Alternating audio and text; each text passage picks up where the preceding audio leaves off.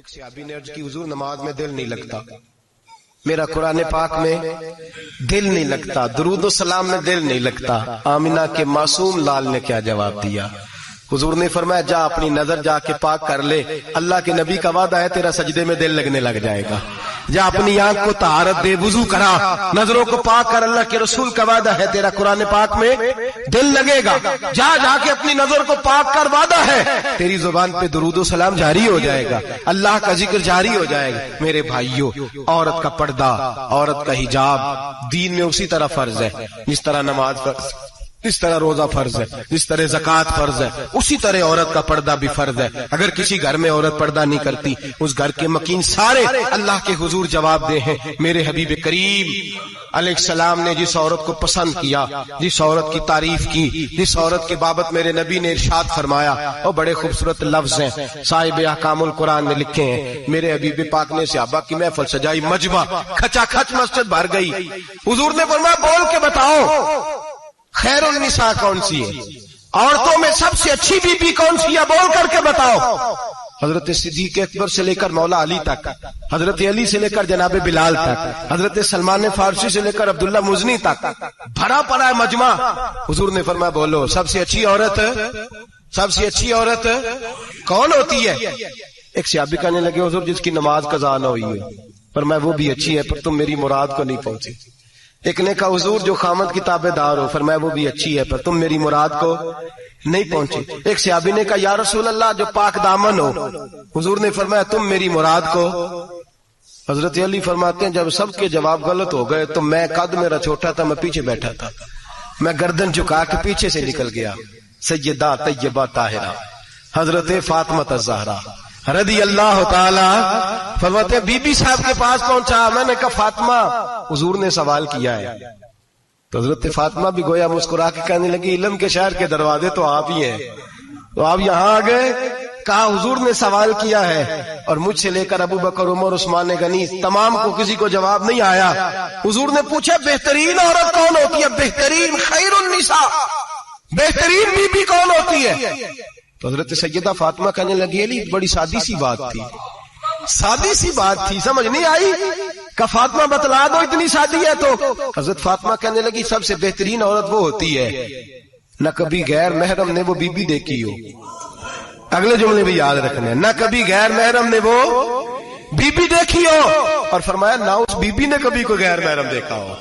صرف مرد پہ پابندی نہیں کہ وہ عورت نہ دیکھے، فرمایا عورت پہ بھی پابندی ہے کہ وہ بھی غیر محرم کا چہرہ نہ دیکھے۔ فرمایا بی بی نے بھی غیر محرم نہ دیکھا ہو، وہ خیر النساء ہے، وہ سب سے اعلیٰ۔ حضرت علی کہتے میں جھٹ سے آیا، پیچھے بیٹھا، بات ابھی جاری تھی، میں نے ہاتھ کھڑا کر دیا، میں نے کہا حضور میں بتاؤں؟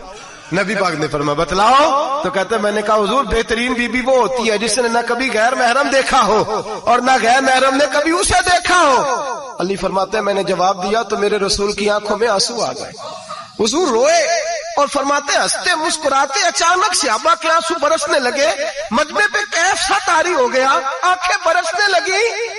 ہم لوگ حضور کے رونے پر سکتے میں آ گئے، نظر اٹھائی تو جواب تو میں نے دیا تھا، تعریف میری ہونی چاہیے تھی، شاباش مجھے ملنی چاہیے تھی۔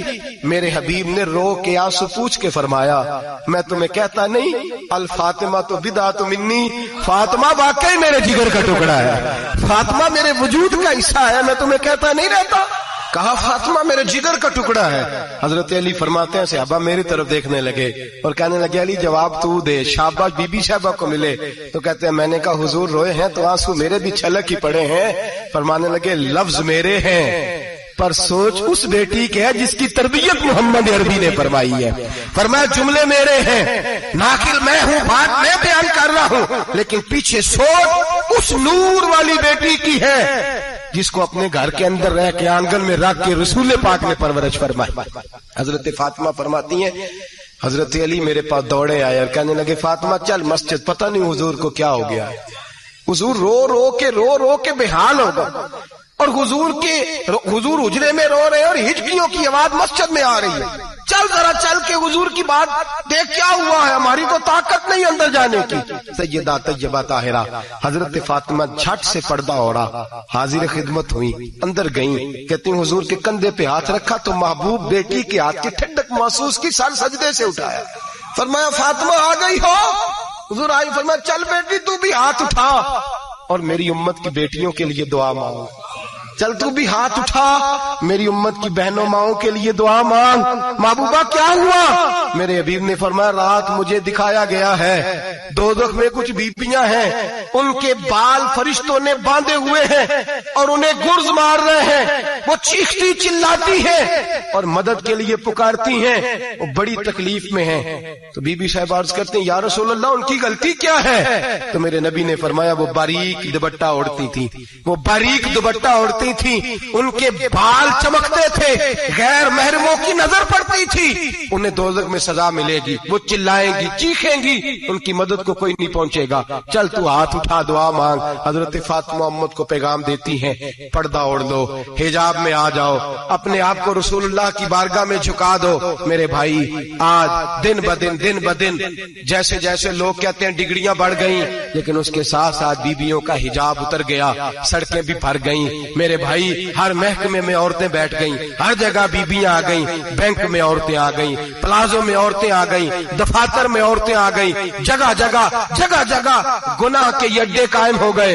हबीब करीम सैयद आलम नूर मुजस्सम शफी मुअज़्ज़म सल्लल्लाहु तआला अलैहि वसल्लम ने फरमाया जब बीबी घर से निकलती है शैतान उसे ताड़ता है, वसवसा अंदोज़ी करता है, औरत नाजुक होती है, अकल की आदी होती है, उसको लोग वसवसे में डाल लेते हैं। पाकिस्तान का तजदिया निगार कहता है अगर 100% पसंद की शादियां होती हैं उनमें 40% लड़के अपने घर वालों को मजबूर करते हैं, 60% लड़कियां मजबूर करती हैं। 60% उनके अंदर ऐसी शैतानियत भरी जाती है, कमजोर अकल होती है, उसे ऐसे बागात दिखाए जाते हैं, उलझ जाती है, और जिस तेजी से ये जाली निकाह होते हैं उस तेजी से तलाक होती है। वो बेटी जो कल इस चुंगल में फंस के जिद्दत के चुंगल में अपनी मर्जी करते हुए मैदान में निकली थी, सारी जिंदगी का धब्बा लगा के घर बैठ गई।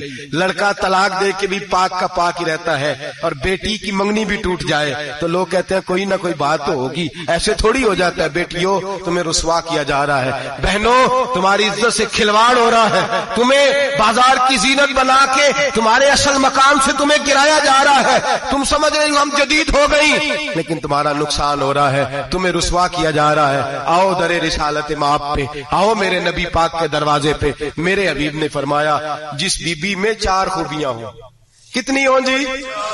ये आपने दुआ कर दी, अल्लाह करे मेरी बेटी में 4 खूबियां आ जाए, अल्लाह करे मेरी बहन में 4 खूबियां आ जाए, अल्लाह करे हमारी घर की मस्तूरात में, ऊंचा आमीन कहिए, सब में 4 खूबियां आ जाए, अल्लाह करे भर जाए 4 खूबियां।